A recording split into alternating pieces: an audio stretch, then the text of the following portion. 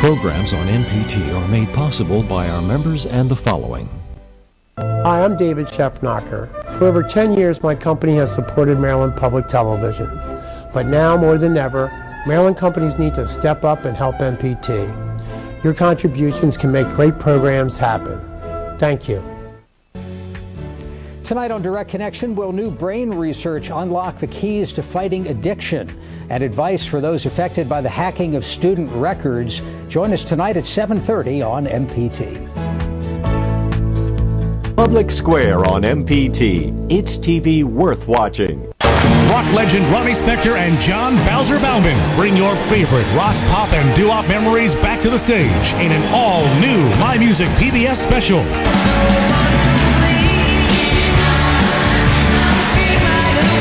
Retweeting them on Twitter or pinning them on Pinterest. But that's also black and white. Now you can register your opinions in Tuesday night at 8 on MPT. Feme brings you more Latin flavor from the popular Latin American food network elgourmet.com. Every day, enjoy a full hour of culture and cuisine served in Spanish. Ragazzi, están listos! With tips and techniques, top chefs, detailed recipes, and everything that makes the kitchen the center of your home. elgourmet.com, only on Veme. It's TV worth watching on MPT.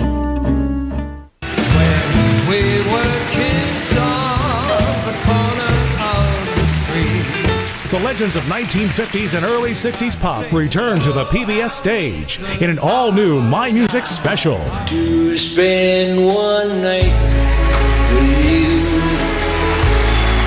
in our old rendezvous. Thursday night at 8 on MPT. Jackie LaVista grew up on a ranch. I never knew anything else. From the time I started walking, I was walking on the ranch. I remember riding with my dad. He was larger than life, I guess is the best way to say it. When she left, her career took her around the world. I loved flying. I flew for a while, and then had the opportunity to go into management. But she eventually felt the pull of her childhood home. I was excited to come back because my dad was here. I started remembering how I felt about helping out on the ranch and to nurture something and see it grow. It's a very interesting symbolism for me because I think that public television is very nourishing to the viewer, and if you give something, you'll get something in return. Jackie included her public television station in her will. Consider joining the community of people who want public television to span generations. Leave a legacy to the MPT Foundation. It's a gift to your community for years to come.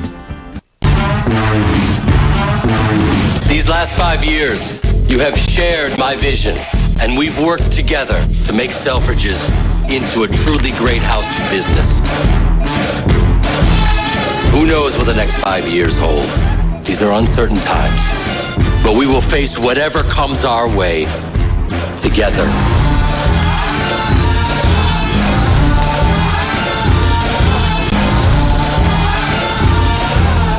So it's more important than ever to pull together and look to the loyalty and love of those around us.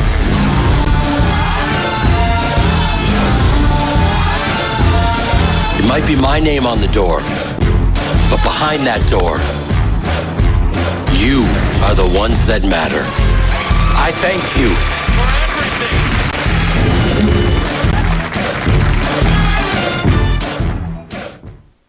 At the end of a war, on the back of a letter, 4 stanzas marked the dawn of one great nation. The Star-Spangled Banner, online at mpt.org/1812. Programs on MPT are made possible by our members and the following. Chesapeake Employers Insurance helps keep Maryland workplaces safe because at the end of every workday, someone's waiting for your safe return. More information is available with your local agent or online. S&K Roofing, Siding and Windows provides roofing and exterior home improvements. More information available at skroofing.com. S&K Roofing, Siding and Windows. Worry-free, guaranteed. The Peabody Opera Theater presents Benjamin Britten's A Midsummer Night's Dream at the Peabody Institute's Miriam A. Friedberg Concert Hall, Thursday, March 13th and Saturday, March 15th. For tickets, 410-234-4800. Direct Connection is made by MPT to serve all of our diverse communities and is made possible by the generous support of our members. Thank you. Live from Maryland Public Television, this is Direct Connection with Jeff Salkin. Hi, everybody. Thanks for tuning in for Direct Connection. Coming up tonight, hundreds of thousands of people have had their personal data stolen. What can be done to avoid identity theft? That's coming up tonight. But first, new brain research helps to unlock the keys to fighting addiction. Joining us now for our Your Health segment is Dr. Bankole Johnson, professor and chairman of psychiatry at the University of Maryland School of Medicine, also director of the Brain Science Consortium at the University of Maryland. Professor, thank you for being with us. Thank you for inviting me. It's a pleasure to be here. Your expertise is in the area of addictions and brain chemistry and medications. Help us understand that a little bit. What do you specialize in? Well, my specialty involves understanding how parts of the brain communicate with itself and how medicines which are given to treat the addictive process interrupt or augment or change those signals to produce a therapeutic or a beneficial effect. For what addictions do you have effective medication at this point? We have good medications at the current time for alcohol. We've made a great discovery in discovering a drug for cocaine dependence. We have good treatments for opiate dependence for people who wish to have treatment. And I think that for nicotine dependence, there are some medicines that work well, that are FDA approved, but I think that there are going to be more in the pipeline, including vaccines. How well is it understood just how these medications work? Well, we understand that in the brain that the addictive process is a brain disorder, and that when people start taking drugs, their brain changes, and in order to change the behavior of drug addiction, giving a drug that changes or reverts some of those changes in the brain can make all the difference in the world. Is addiction necessarily a brain disorder, or are we all in some ways potentially subject to becoming addicted to something? Well, that's a fascinating question, but the truth is addiction is a brain disorder. Once you have a dependence on a drug or alcohol, it is a brain disorder. Now, prior to that point in time, if you and I just went to a bar to drink, we would still have a lot of choice, and at that point in time, it's not a disorder of our brain. A lot of things come into play, who we're with, our social environment, whether we like the drink. But once you're addicted, it's really hard to stop because the brain is so heavily influenced. Is it a disorder like other things are a disorder, in that perhaps there's a genetic component, heredity is a factor, or is everybody possibly subject of these problems? Another super question. So I was speaking with a gentleman in an elevator today who asked me the same question. And this is, I hope, a good answer. For most of us, we can enjoy a drink. Alcohol is a good example. And alcohol, for most of us, is a weekly addictive drink. Otherwise, most of us on the planet will be dependent on alcohol. But there's some people who have a heritability component, which makes them more vulnerable to developing alcohol dependence. And that usually starts very early in life.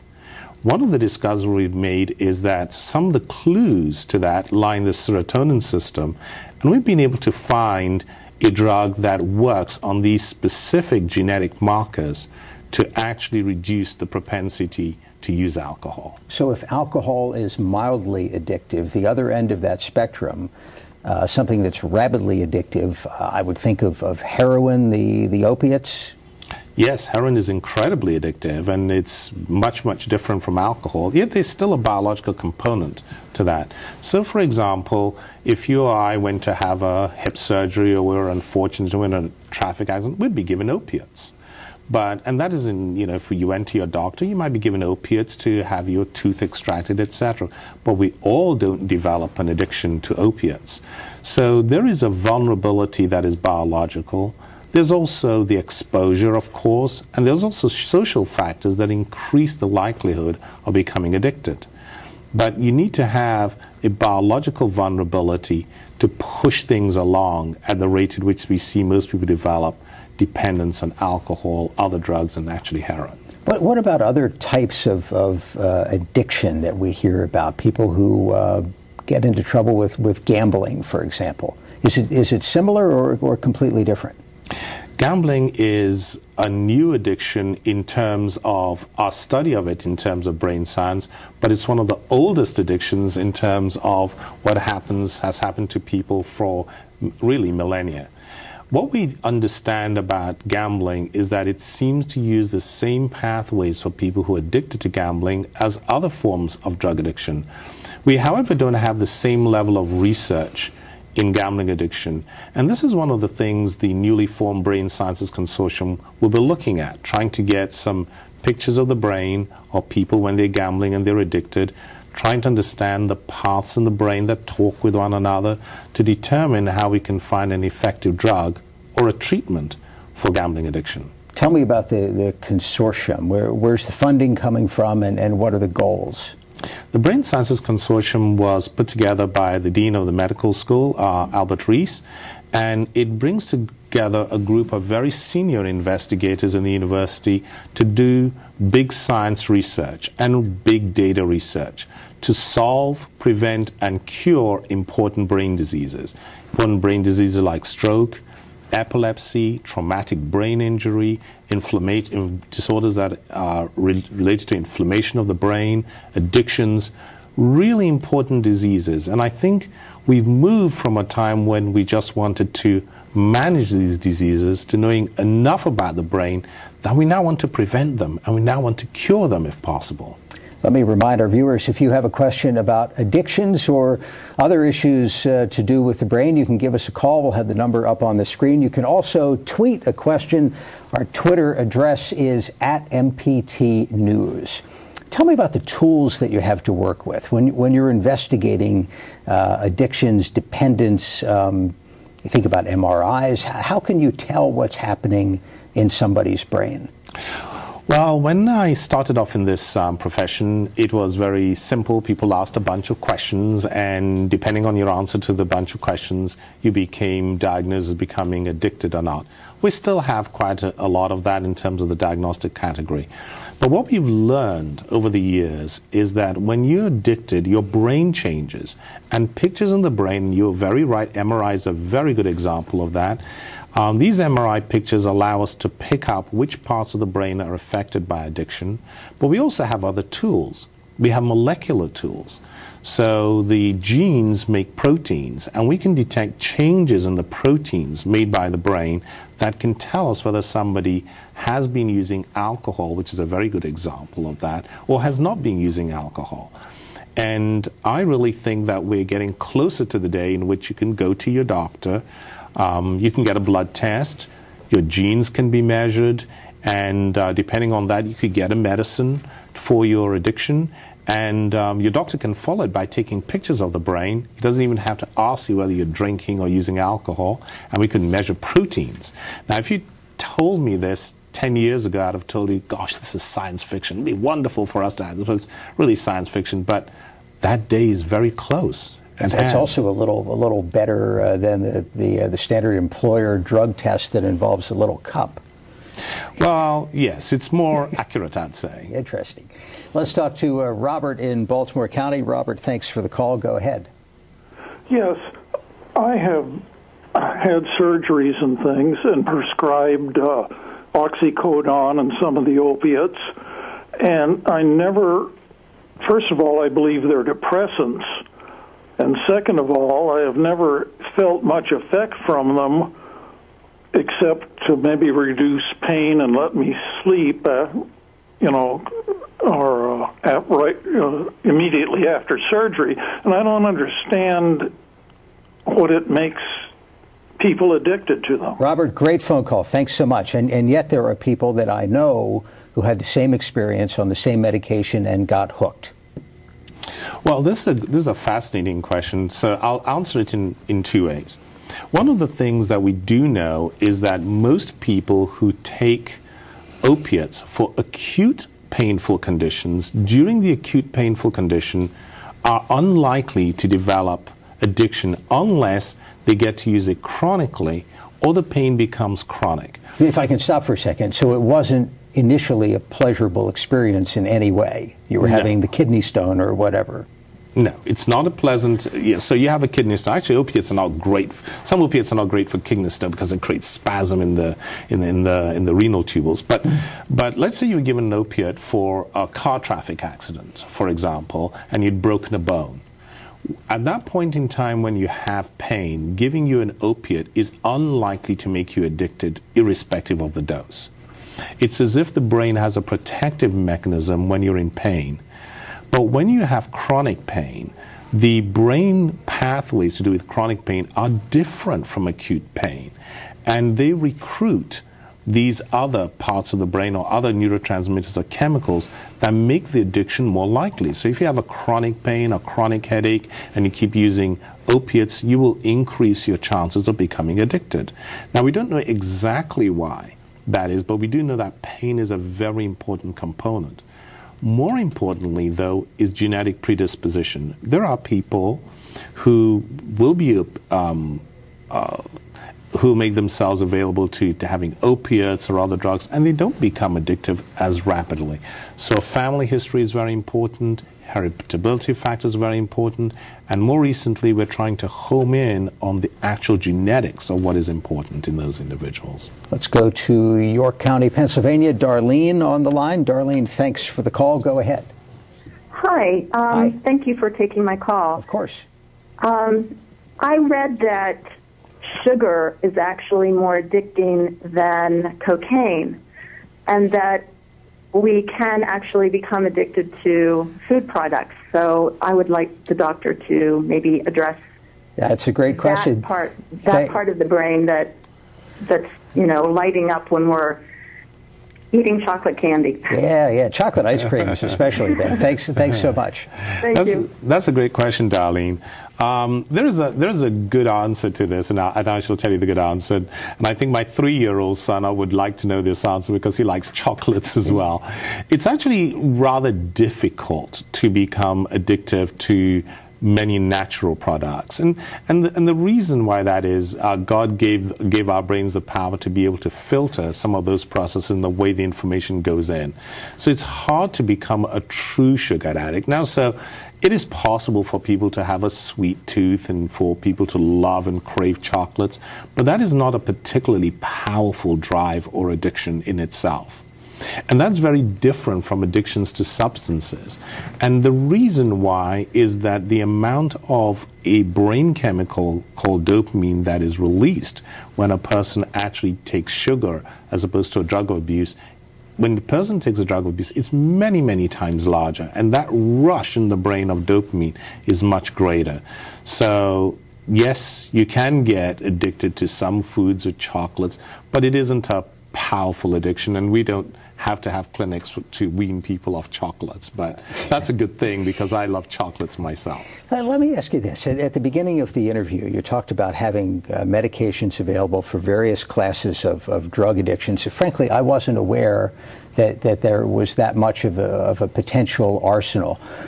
Most of the people who go to clinics for various addictions, are they getting those medications, or are they widely available? You make a wonderful point, and this is perhaps one of the crying shames, I would think, that we do have drugs that work for many addictions, but most people don't go to their doctors and demand it. And because they don't demand it, they don't get medicines that can help them. We have medicines for many different types of addiction, and one of the messages I would say to folks is to ask your doctors to try a medicine for you. Are these medications that you then have to take forever? I'm thinking of the actor Philip Seymour Hoffman, who apparently had a heroin addiction, beat it somehow, and then relapsed fatally. Well, most of the medications that are FDA approved currently for addictions are not meant to be taken for a lifetime. They're meant to be taken for a specific period, usually a period of 6 months to 1 year at the most, and then they're meant to be stopped.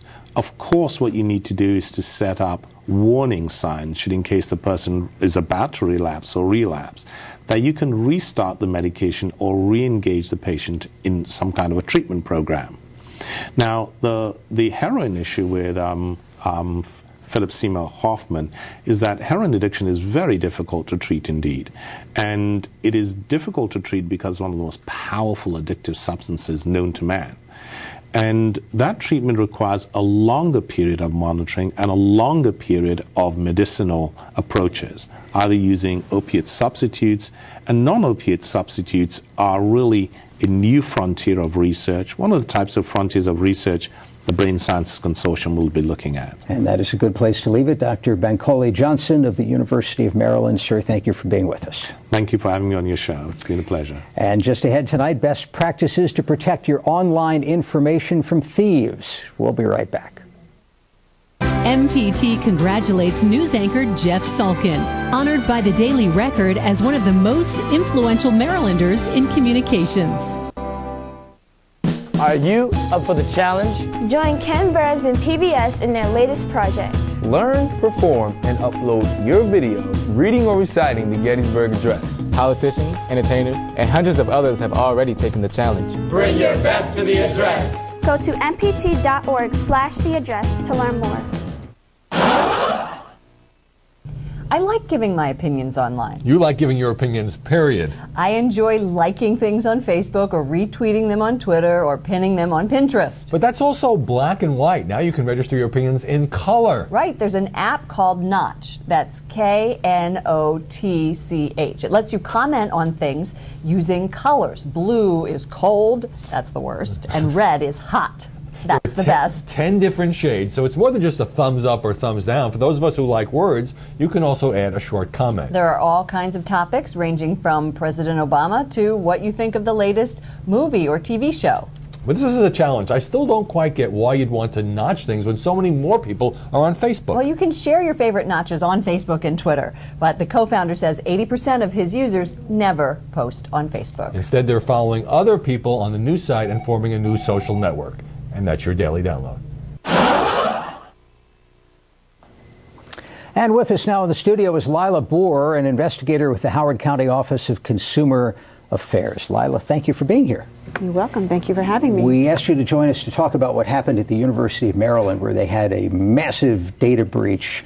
300,000 people connected with the school had their names, addresses, social security numbers in a database that hackers got to. How big a worry is this? A big worry, because it's happening all too often these days. Identity theft can happen in a variety of other ways as well, and some of them very simple ways. Someone could steal your wallet, they could steal your handbag. That's kind of the low-tech Low-tech. They can dumpster dive through your trash and your recycling, and they could still do it that way.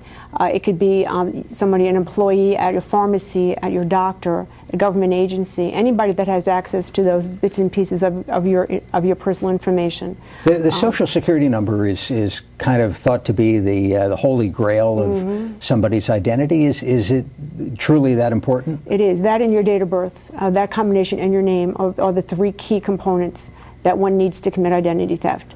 So the bad guys have a list of 300,000 of those. What do they do? They can do anything you can do. They can apply for a credit. They can open up a charge card at a department store, for example, and charge up $3,000 worth of clothes. They can get a phony driver's license.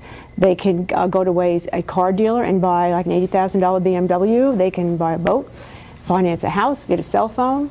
They could get any good and service you can do, only they're going to get the goods and service and you're going to get the bills. University of Maryland is offering, initially it was 1 year, now I believe it's 5 years of free credit monitoring to the people who were affected. Is that a good idea? It's not a bad idea. It can't hurt. But there's a couple other things you can do. You can also contact the 3 credit reporting agencies or contact annualcreditreport.com, and you can get your 3 credit reports from the 3 credit bureaus, Experian, TransUnion, and Equifax, for free once a year as a Maryland resident.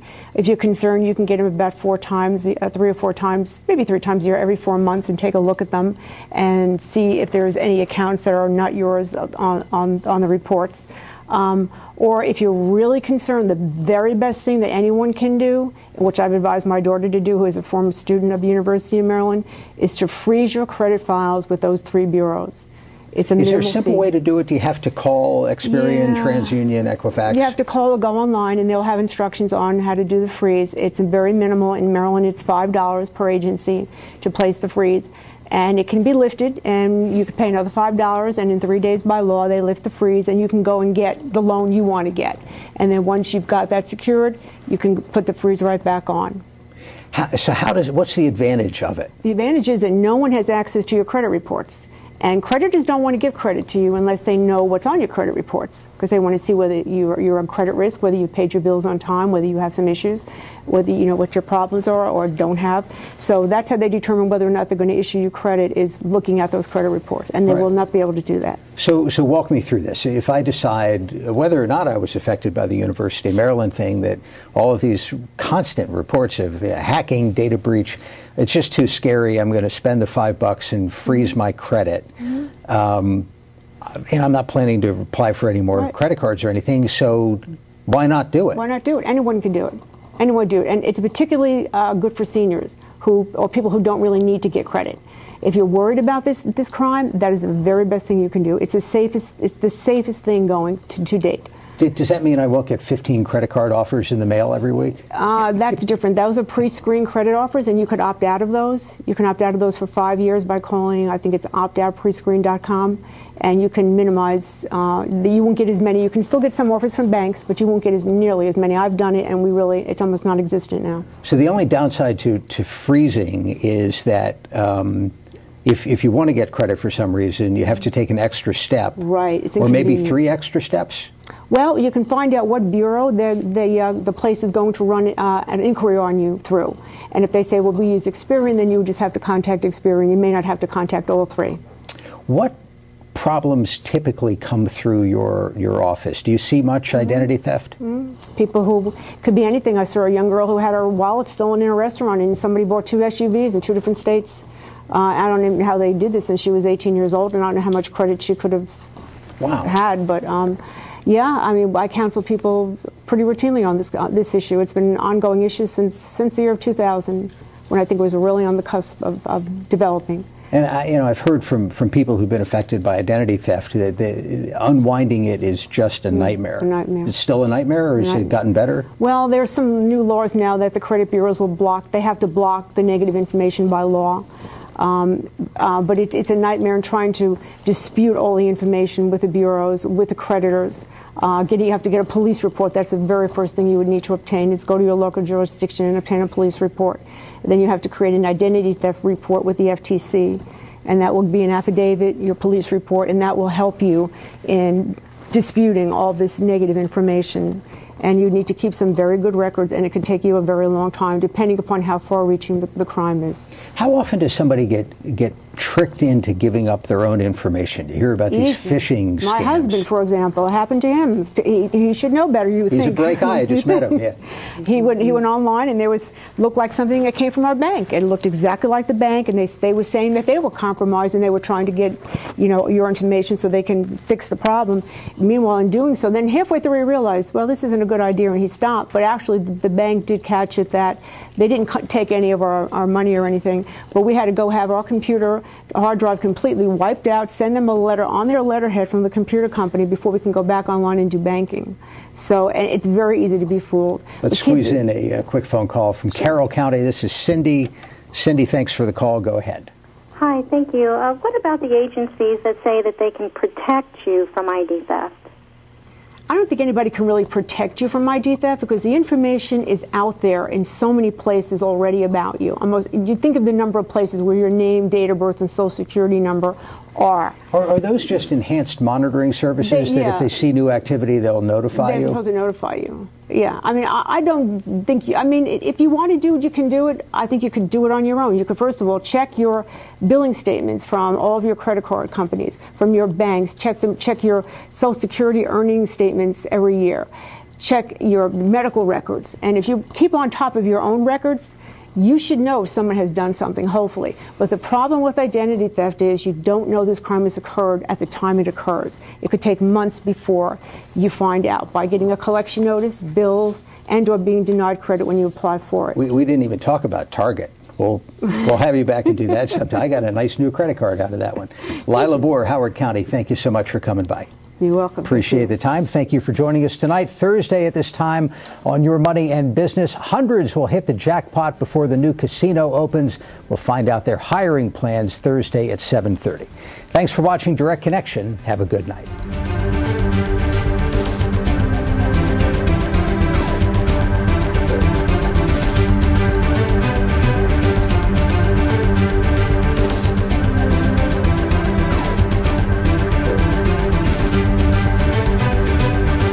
Your health segments are a co-production of Maryland Public Television and the University of Maryland Medical System. This program was made by MPT to serve all of our diverse communities. Acclaimed financial expert Susie Orman answers critical questions about your money. Tonight is all about you. The goal of money is for you to feel secure. The goal of money is for you to feel powerful. You